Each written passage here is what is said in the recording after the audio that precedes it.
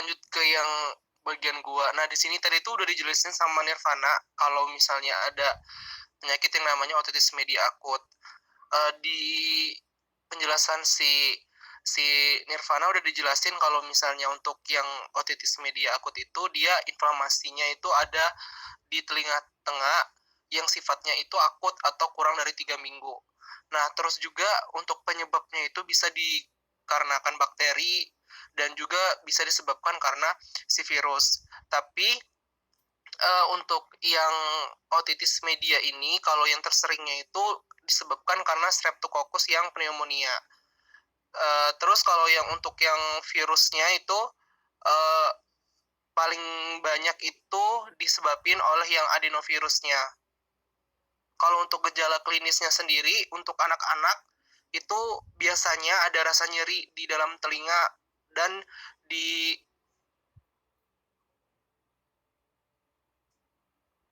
yang kedua itu biasanya ada riwayat batuk pilek sebelumnya untuk si anak itu. Kalau yang dewasa nyeri di bagian telinganya, terus ada gangguan pendengaran yang mungkin dia rasa itu kayak telinganya ada yang nyumpal atau terasa seperti penuh di telinganya. Kalau untuk yang bayi atau balita, itu suhu tubuh tinggi bisa mencapai 39,5 derajat Celcius. Terus juga anaknya itu bisa disertai tadi kejang, terus ada diare juga, terus pas dia tidur juga tidak nyaman. Itu salah satu kecurigaan kita dari gejala klinisnya yang bisa kita tentuin kalau misalnya anak itu bayi atau balita. Nah, kalau untuk kriteria dari diagnosis si OMA ini ada skornya nih. Yang pertama itu kalau misalnya dia suhunya kurang dari 38, terus dia untuk gelisahnya dia yang gelisah, terus tidak ada tarikan telinga itu maksudnya nggak ada nyeri gitu, terus tidak ada kemerahan juga di membran timpani dan tidak ada bengkak di membran timpani, itu skornya masih dikasih 0. Terus kalau misalnya dia skor 1, suhunya itu 38 sampai 38,5. Kalau dia gelisahnya ringan, terus nyeri tarikannya juga ringan, terus kemerahan membran timpani dan bengkaknya juga ringan, itu skornya 1. Itu bisa dibaca juga untuk skor 2 sama skor 3-nya. Nah, kalau misalnya udah dikasih skor, kalau misalnya dia angkanya 0 sampai 3 skornya tadi, itu berarti omanya itu dalam kategori yang ringan. Kalau misalnya dia udah lebih dari 3, harus kita curigain itu otitis media akutnya itu yang pengklasifikasiannya itu agak berat. Terus tadi udah juga disebutin kalau misalnya stadium oklusi tuba, ada juga stadium hiperemis dan lain-lainnya itu yang udah dijelasin sama Nirvana. Nah, di sini gue mau coba untuk ngejelasin yang apa untuk tata laksananya aja dari yang oklusi tuba. Kalau yang oklusi tuba tadi kayak dijelasin kalau misalnya dia dikasih obat tetes hidung HCl efedrin yang 0,5% dalam larutan fisiologik. Itu untuk yang kurang dari 12 tahun. Kalau misalnya dia udah dewasa atau lebih dari 12 tahun, bisa dikasih yang HCl efedrin yang 1% dalam larutan fisiologis. Terus juga kita takutnya ada bakteri atau ada bakteri kayak yang dijelasin ada etiologinya tadi, kita bisa kasih juga antibiotik kalau misalnya infeksinya itu gak sembuh-sembuh. Terus yang bagian stadium hiperemisnya itu dikasih obat antibiotik juga karena dia udah agak parah disertai dengan kemerahan tadi. Terus dikasih obat analgesik untuk menghilangkan rasa nyerinya. Terus dikasih juga antibiotik. Antibiotiknya itu minimal 7 hari. Kalau misalnya untuk yang anak-anak itu diberi ampicillin yang 50 sampai dengan 100 mg per kilogram berat badan per hari. Dan kalau misalnya wait Ya, itu kalau misalnya amoxicillin atau erythromycin juga bisa dikasih yang 50 mg per kilogram berat badan per hari, yang dibagi dalam 3 dosis. Kalau untuk stadium supurasi itu diberikan antibiotik juga, sama kita harus pertimbangin tindakan pembedahan, karena kalau yang di stadium supurasi kan di membran timpaninya itu udah supurasi, artinya ada bulging, ada pembengkakan. Nah, kalau yang di stadium perforasi artinya yang bulgingnya tadi itu udah pecah, bisa jadi keluar cairan atau sekret. Makanya harus dilakukan air toilet yang H2O2 yang 3% itu untuk tata laksananya selama 3 sampai dengan 5 hari. Terus kita juga bisa kasih antibiotik, karena telinga itu kan untuk keadaannya sendiri itu lebih lembab, apalagi dengan status gendang telinga atau membran timpaninya itu yang udah perforasi tadi, udah pecah. Artinya untuk pertumbuhan si bakteri dan kumannya itu lebih cepat, makanya dikasih antibiotik. Terus lagi ya, kalau yang untuk stadium resolusi itu dikasih antibiotik aja untuk terlaksana.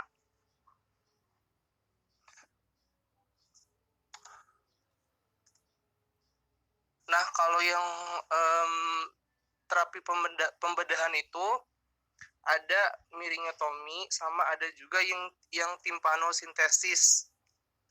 Kalau dia yang miringotomi itu indikasinya yang pertama dia nyerinya itu udah berat, dan dia juga disertain dengan peningkatan suhu tubuh atau demam.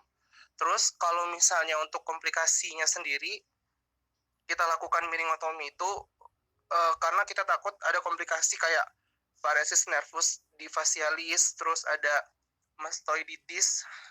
Mastoiditis itu yang kena di tulang mastoid. Artinya kalau misalnya dia udah kena di tulang mastoid itu bisa fatal, bisa benar-benar tuli. Terus ada juga infeksi dari sistem saraf pusat.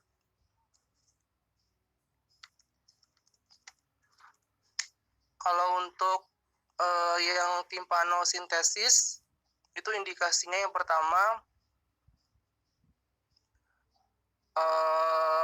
dia biasanya bayi yang baru lahir, terus pemberian antibiotiknya itu tidak memuaskan, terus juga ada komplikasi supuratif dan imun tubuh si pasien biasanya rendah.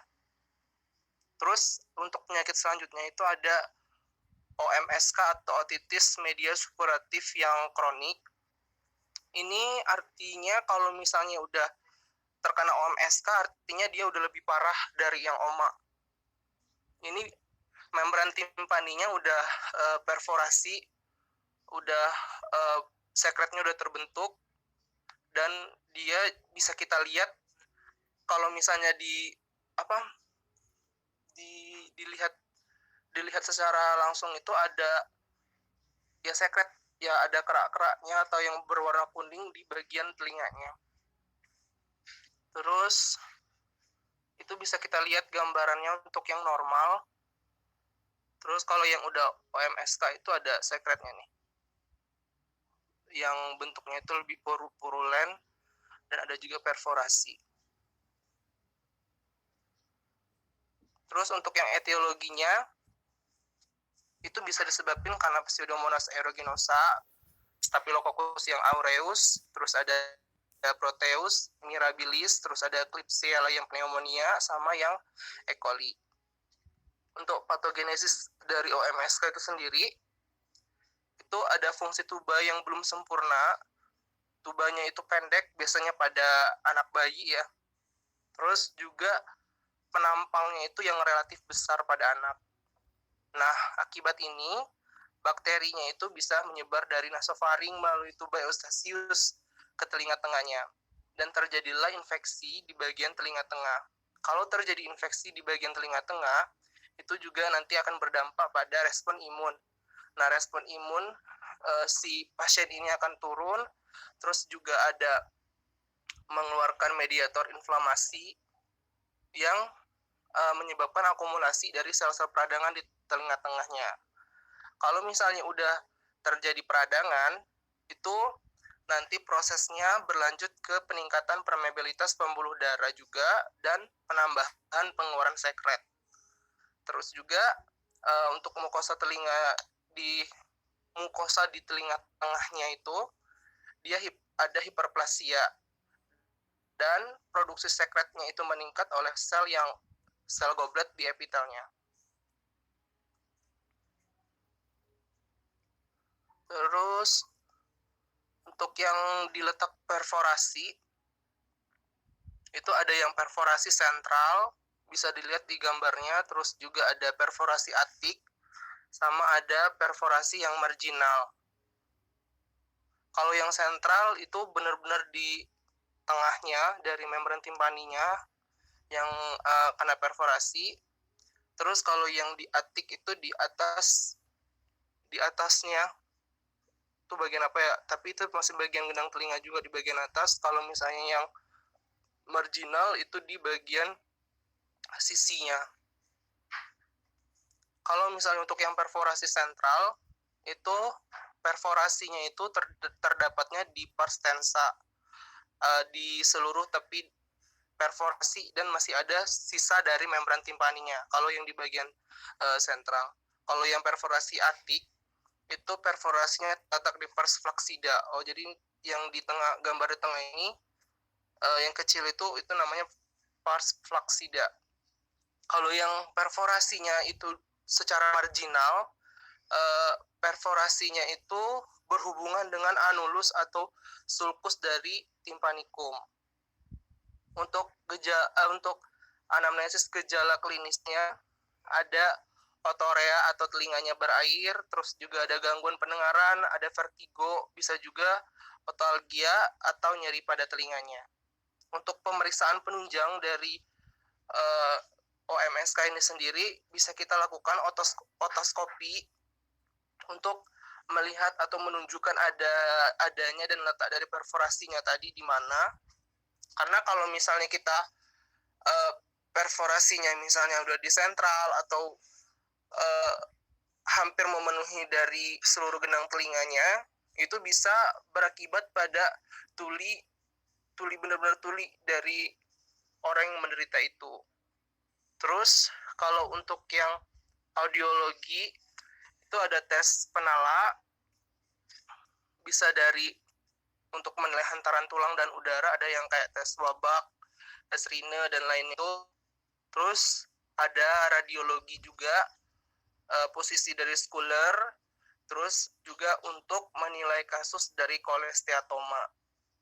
Kalau untuk penata laksana sendiri, prinsip terapi OMSK tipe aman ini konservatif atau dengan medikamentosa. Untuk yang medikamentosanya bisa yang pertama gunain obat pencuci telinga berupa larutan yang H2O2 3% selama 3-5 hari. Terus yang kedua ada antibiotik yang spektrumnya luas.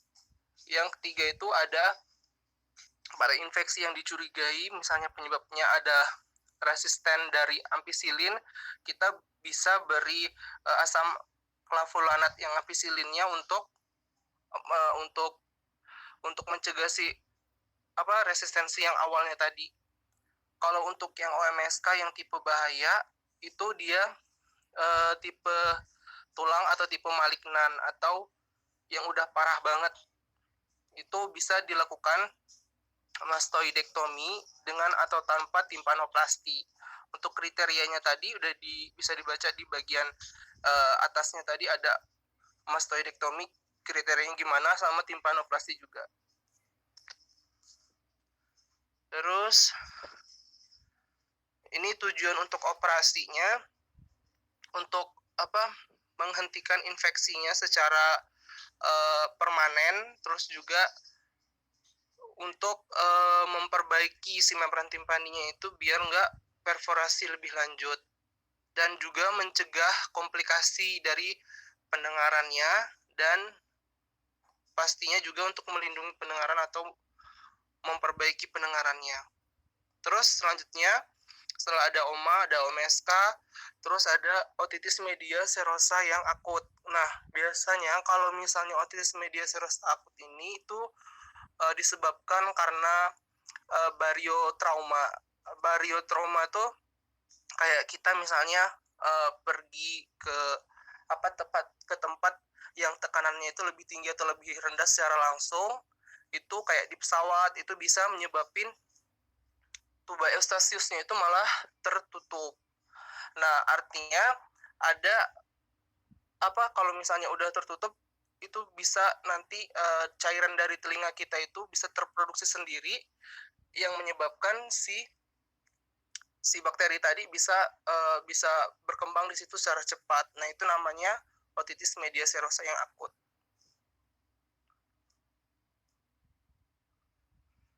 Terus untuk penyebabnya itu tadi sumbatan tuba, terus ada virus juga bisa, terus alergi juga bisa, sama idiopatik atau tidak diketahui. Kalau untuk pengobatannya, gejala yang menonjol pada otitis media yang serosa akut itu biasanya pendengarannya akan berkurang, dan selain itu pasien dapat mengeluh rasa tersumbat pada bagian telinganya atau suaranya sendiri itu lebih nyaring dan berbeda. Terus juga kadang ada cairan yang berkerak dalam telinga dan saat posisinya itu berubah, artinya ada sekret yang keluar. Nah, sekretnya itu bentuknya kayak cairan biasa aja, air biasa, bentuknya yang seros tadi, jernih. Terus rasa sedikit nyeri dalam telinga, ada juga tinnitus, vertigo juga bisa. Kalau untuk pengobatan secara medikamentosa itu dikasih antihistamin bisa, terus juga dikasih obat vasokonstriktor yang lokal, juga bisa dilakukan perasat falsafa. Kalau untuk yang otitis media serosa yang kronik atau glue ear, itu batasan antara kondisi otitis media yang serosa akut dan otitis media kronik itu hanya perbedaannya itu terletak dari terbentuknya sekretnya tadi. Pada yang otitis media serosa akut, sekretnya itu secara tiba-tiba di telinga tengah dengan rasa yang nyeri. Sedangkan kalau untuk yang keadaannya kronis atau lebih parah itu sekretnya itu terbentuk secara bertahap dan tanpa adanya rasa nyeri dan gejala-gejala lain pada telinganya. Nah, kalau untuk yang otitis media serosa kronik itu lebih seringnya ke anak-anak. Sedangkan kalau untuk yang otitis media yang serosa akut itu pada orang dewasa. Kalau untuk yang otitis media serosa yang kronik itu sekretnya itu lebih kental kayak lem, makanya dia itu disebut blue ear. Terus untuk yang otitis media serosa kronik itu dapat juga terjadi sebagai gejala sisa dari otitis media yang akut atau OMA tadi. Nah, kalau misalnya otitis OMA-nya nggak selesai dengan tuntas, bisa berakibat pada yang OMSK yang serosa kronik ini. Untuk gejala klinis pengobatannya, perasaan tuli pada otitis media serosa yang kronik itu lebih menonjol kalau kita tes 40 sampai dengan 50 desibel. Oleh karena itu, adanya bisa juga kita temukan sekret kental tadi dari sekret kental yang blue ear tadi. Terus juga pada otoskopi itu akan terlihat membran timpaninya itu yang masih utuh, terus ada retraksi, suram, kuning kemerahan atau keabu-abuan. Kalau pengobatan yang harus dilakukan adalah melakukan sekret dengan miringotomi dan memasang pipa ventilasi atau grommet. Pada kasus yang masih baru, pemberian dekongestan, baik dekongestan yang tetes di hidung serta kombinasi dari antihistamin juga bisa kita lakukan. Terus ada juga di samping itu harus pula dinilai serta diobati faktor-faktor penyebabnya. Kayak misalnya siapa tahu penyebabnya dari yang kronisnya tadi alerginya, terus pembesaran adenoid dan tonsil, bisa juga infeksi hidung dan sinus. Bisa kita kasih medikamentosa yang sesuai dari etiologinya tadi.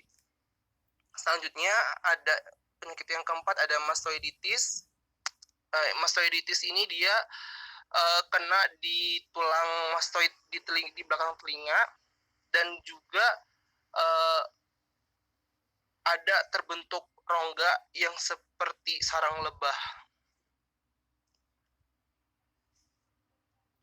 Nah, ini kalau untuk yang mastoiditis ini adalah komplikasi atau perluasan dari infeksi telinga tengah tadi yang cukup lama atau kronis. Mastoiditis ini dari yang di bagian yang kenanya di bagian membran aja, terus menjalar sampai ke tulang-tulang dari tulang telinga ini, tulang mastoid.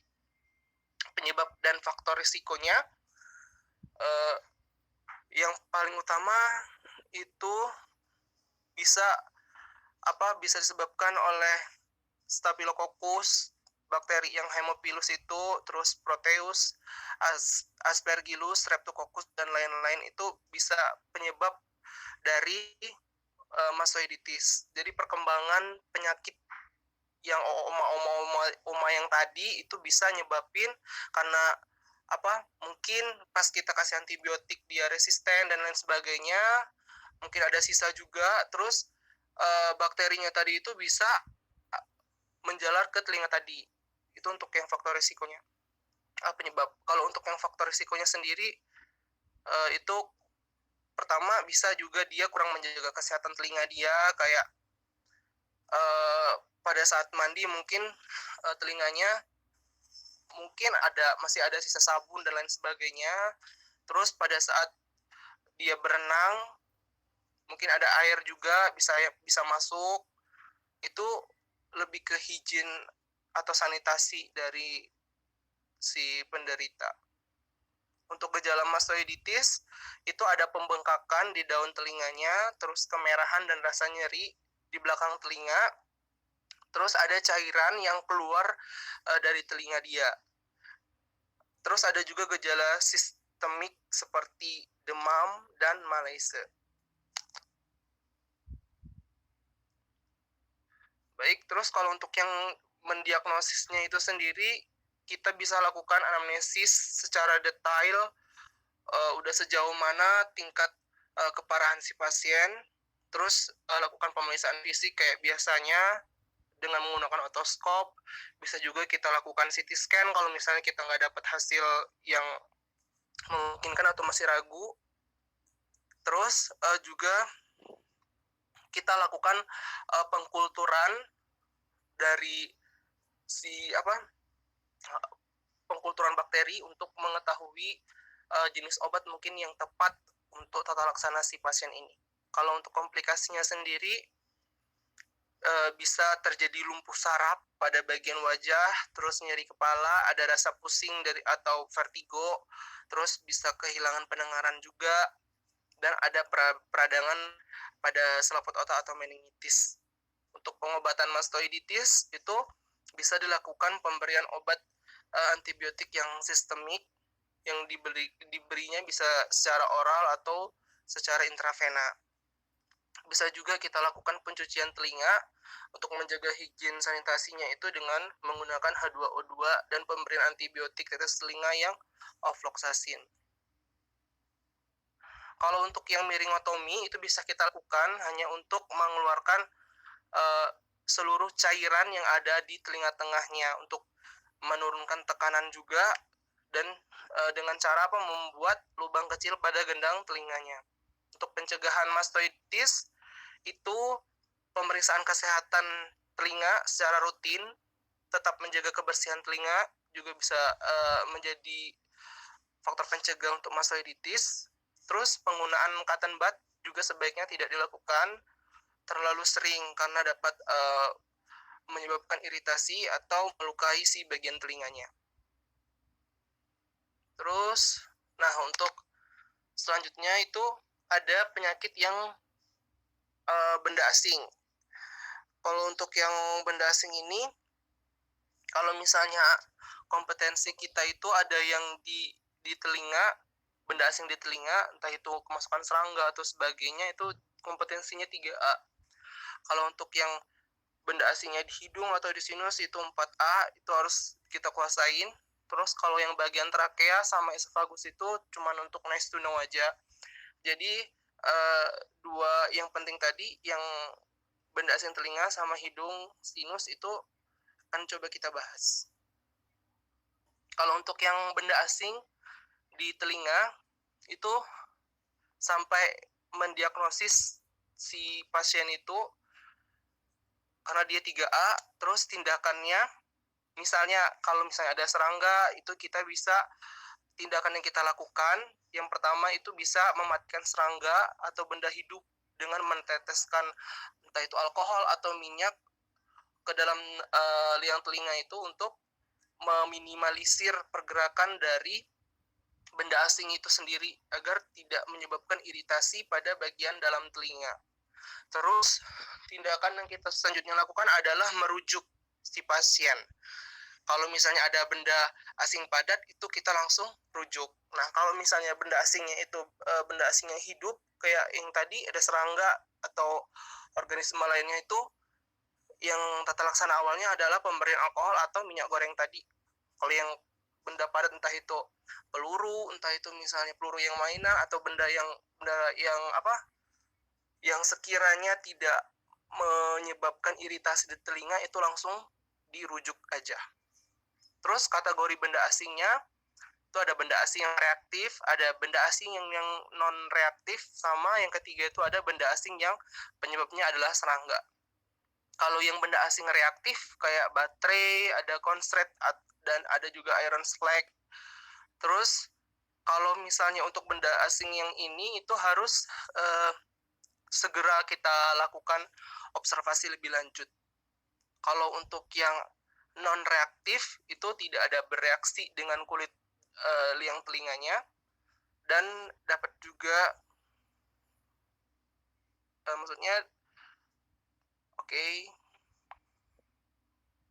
kalau untuk yang serangga itu bisa menyebabkan iritasi dan nyeri karena pergerakannya. Terus untuk penata laksanaan di rumah sakit itu bisa ekskrasi dengan pengait atau pinset, terus juga bisa lakukan irigasi atau juga dilakukan penyedotan atau suction. Kalau misalnya gagal dengan penyulit, itu bisa dikasih narkose. Kalau yang benda asing di hidung, itu ada yang pertama itu ada yang organik sama ada yang anorganik. Kalau yang organik itu miasis hidung, mirip kayak sinusitis yang akut, terus ada sekretnya yang mukoporulen, terus dia unilateral, yang satu aja, terus dia berbau busuk, terus ada obstruksi hidung, seringkali total pada sisi yang kena. Ini benda asing yang masuk ke masuk ke hidung ini bisa kayak apa? Kacang atau ya kayak yang bukan anorganik yang jelas. Kalau yang anorganik itu kayak tadi bisa peluru mainan yang plastik itu bisa masuk, itu salah satu contoh dari yang anorganik. Untuk gejala utamanya itu si pasien biasanya dia ada obstruksi unilateral atau kesulitan bernafas di salah satu bagian hidung. Terus sekretnya itu berbau. Yang paling utama sih tadi yang obstruksi yang unilateral tadi yang bisa kita ketahui. Misalnya si pasien datang ke kita dengan sulit bernafas, itu kita harus curiga tuh. Kalau misalnya dia bisa bernafas dua-duanya, artinya nggak ada masalah. Kalau misalnya dua-duanya tersumbat, bisa juga itu rhinosinusitis atau et causa yang lain. Nah, dan jangan lupa nih tadi yang benda asing, kita juga harus tanya secara anamnesis itu apa penyebab etiologinya, apa, entah itu kayak tadi, entah dia habis bermain pisol-pisolan yang menyebabkan si benda itu masuk ke hidung kita, ke hidung si pasien maksudnya. Terus ini gambar untuk yang posisi. Terus gambar juga untuk mengambil benda asingnya itu bisa dengan kait atau ekstraktor benda asing yang di hidung, bisa gunain pinset atau aligator sama suction. Komplikasinya apa? Itu bisa terjadi ulcerasi, terus juga erosi pada pembuluh darah, terus bisa pembengkakan pada mukosa hidung yang menyebabkan obstruksi.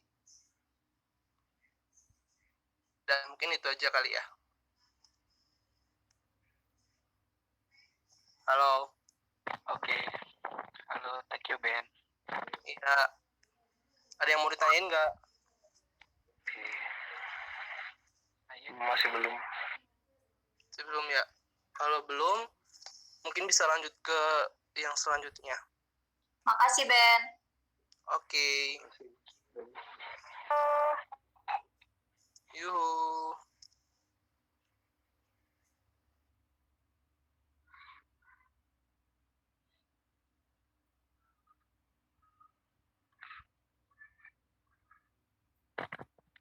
Siapa nih Lanjut selanjutnya? ke saya. Kok di sini? Monggo deh. Ya, bentar. Jadi sendiri aja ya. Iya. Nah, tadi hilang.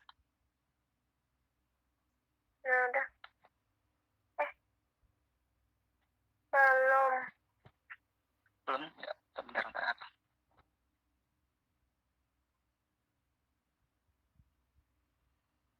Ini yang jendela atau yang seluruh layar? Yang jendela aja. Jendela. Kok kamu left sih? Apa? Nah. Enggak, ada dua soalnya. Nah ya. Kelihatan semua deh dia di apa.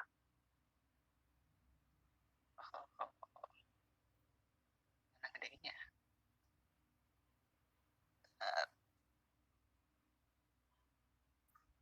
Oke. Lanjut ke rinitis. Jadi di sini ada beberapa rinitis yang dijelaskan, tapi lebih fokus ke yang rinitis alergi ya, yang penjelasannya paling banyak. Jadi rinitis alergi, oke masuk. Jadi untuk definisinya sendiri, rinitis alergi itu adalah kelainan pada hidung dengan gejala bersin-bersin, rhinore, rasa gatal dan tersumbat setelah mukosa hidung terpapar alergen yang diperantarai oleh IgE. Jadi kuncinya itu alergen disebabkan oleh alergen yang diperantarai oleh IgE. Oke, lanjut. Untuk patofisiologinya ada dua, RAFC dengan RAFL, reaksi alergi fase cepat yang dia itu 0 sampai 1 jam, dan reaksi alergi fase lambat yang dia 2 sampai 4 jam.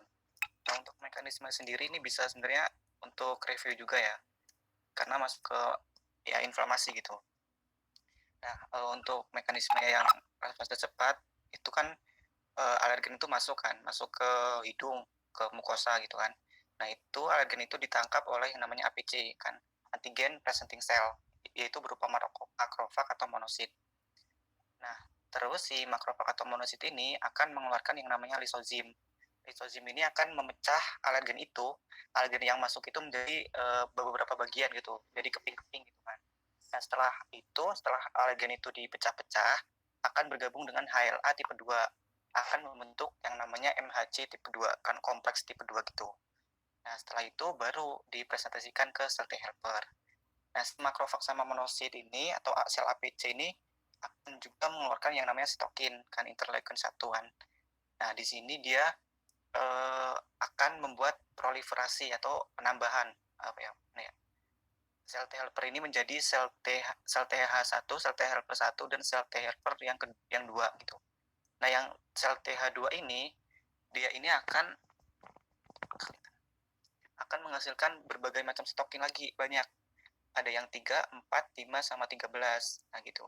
Nah, yang IL4 sama 13 ini reseptornya itu ada di sel limfosit B. Nah, karena ketempelan si EL4 sama 13 ini, sel limfosit B ini akhirnya aktif kan. aktif dan akhirnya akan menghasilkan yang namanya IgE. Nah, IgE itu diproduksi oleh sel limfosit, akan disirkulasi atau diedarkan ke seluruh ke sel target sebenarnya. Di sirkulasi darah, kemudian diikat oleh reseptornya, dia itu di sel mas atau basofil. Nah, karena si sel mas atau basofil ini ditempel IgE ini, jadilah si sel mas atau basofil ini sebagai sel mediator yang tersensitisasi. Jadi dia udah kenal nih sama alergennya itu, karena kan tadi ini IG-nya udah nempel gitu kan. Nah, terus karena sel yang mediator ini, yang sel mas sama basofil ini, ketika terkena alergen itu yang masuk melalui hidung itu akan mengalami pecah dinding sel, degranulasi itu. Nah, setelah degranulasi akan mengeluarkan yang namanya mediator inflamasi, histamin kan paling gede, histamin. Nah, apa sih efek histamin itu? Nah, efek histamin itu ada yang pertama, menstimulasi sel goblet pada mukosa hidung untuk hipersekresi lah intinya. Jadi sel goblet ini akan menghasilkan cairan yang berlebih gitu. Artinya akan menghasilkan renore. Terus terjadi vasodilatasi pembuluh darah. Jadi dia ada pelebaran pembuluh darah kan, yang akan mengakibatkan pada saat pemeriksaan itu area mukosanya itu tampak pucat, merah, edem gitu kan. Terus juga merangsang reseptor saraf vidianus sehingga timbul rasa gatal dan bersin-bersin. Oke, ini ke saraf kan, jadinya dia gatal, bersin-bersin, digosok-gosok gitu kan. Oke, langsung itu yang tadi yang fase cepat 0 sampai 1 jam. Nah, untuk fase lambatnya itu tadi kan si sel matosit itu kan menghasilkan histamin kan. Nah, selain menghasilkan itu, dia itu akan menghasilkan namanya molekul kemotaktik. Si molekul kemotaktik ini maksudnya dia itu fungsinya untuk ngumpulin si eosinofil sama neutrofil gitu. Jadi dia ngundang lah istilahnya, mengundang sel radang lain untuk ke sel target. Jadi dia numpuk nih di daerah sel targetnya, sehingga terjadi penambahan jenis dan jumlah sel inflamasi kayak eosinofil, limfosit, neutrofil, basofil, dan sel mastosit itu ngumpul semua di sel target.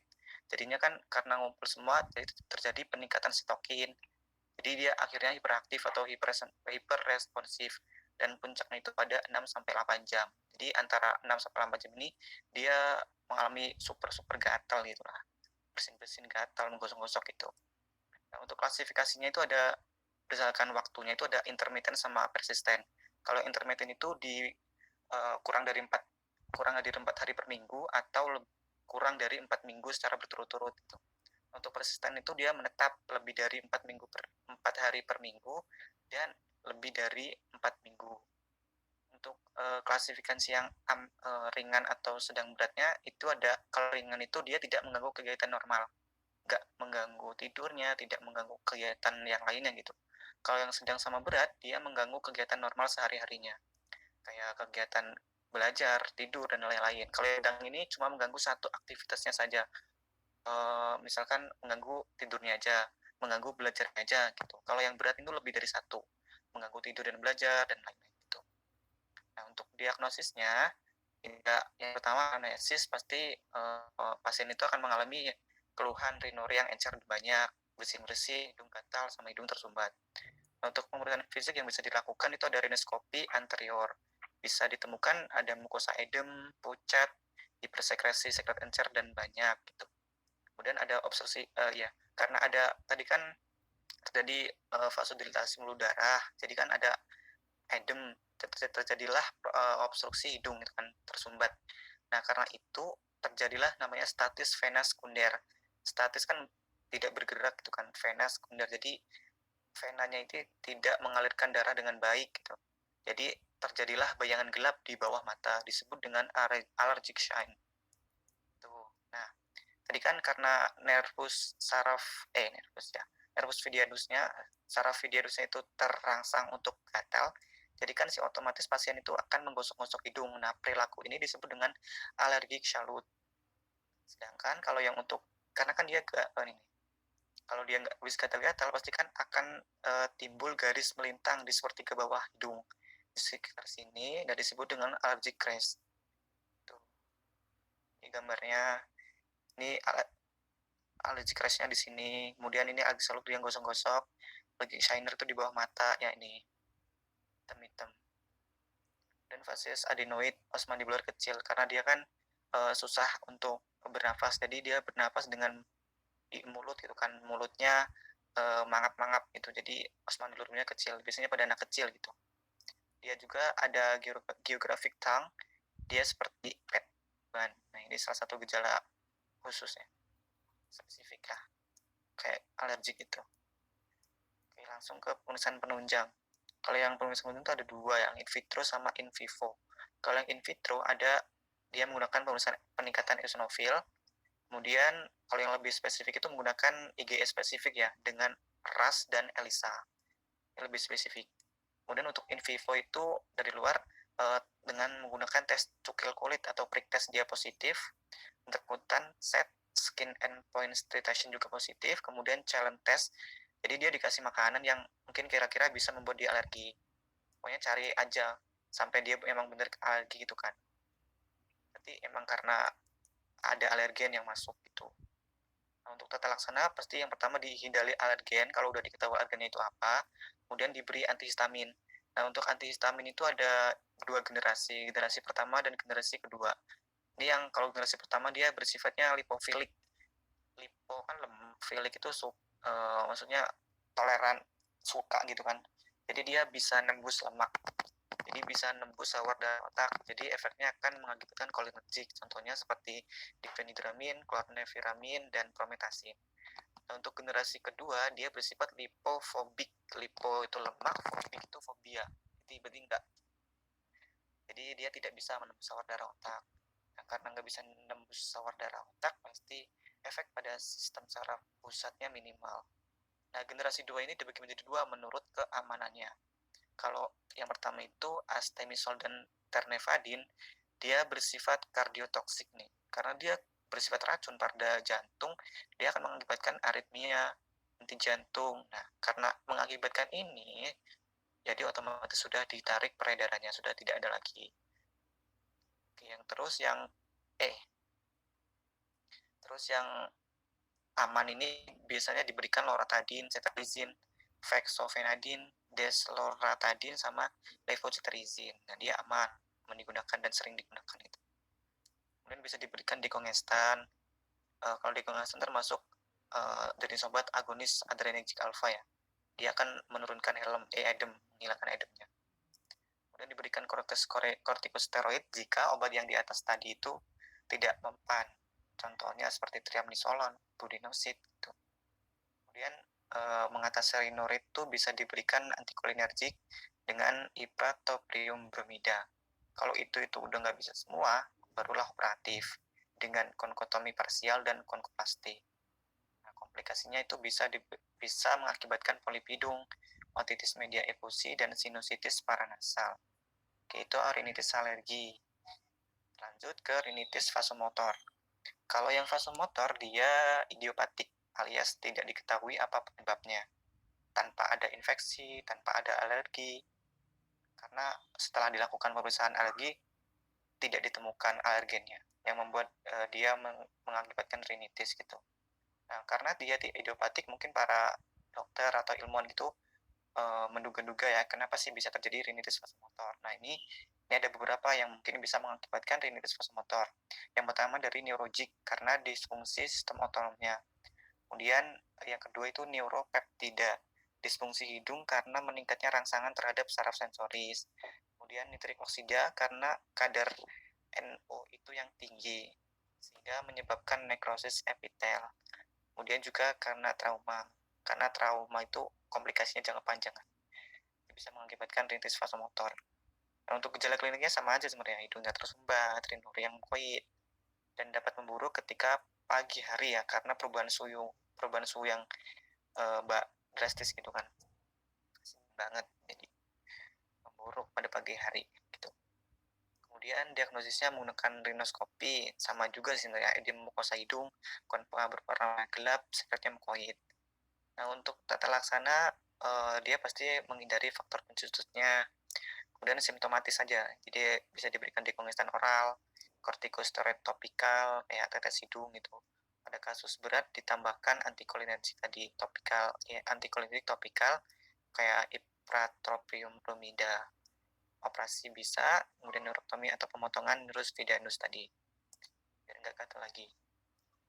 Oke, langsung ke rinitis medikamentosa. Kalau yang medikamentosa sesuai namanya ya, medikamentosa obat-obatan.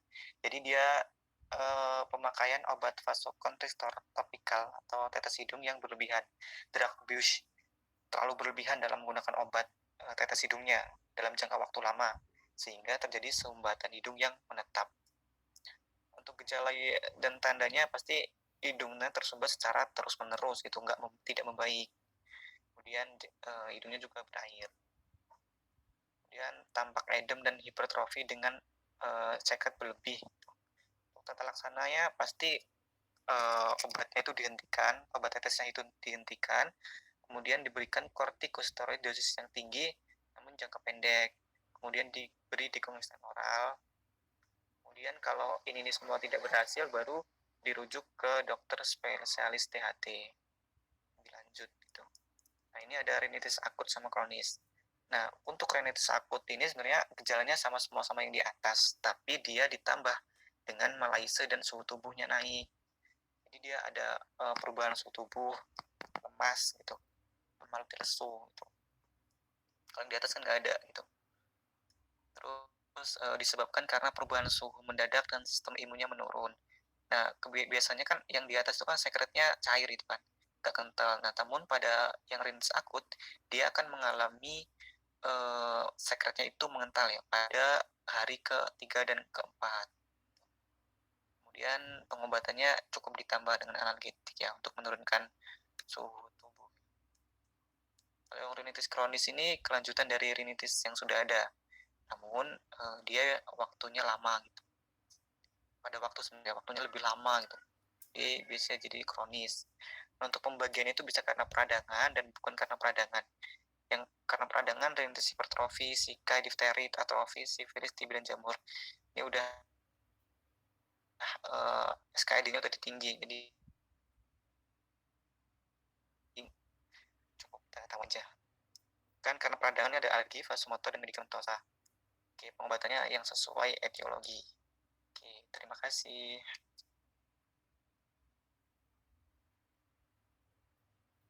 Makasih, Dedi. Oke. Makasih.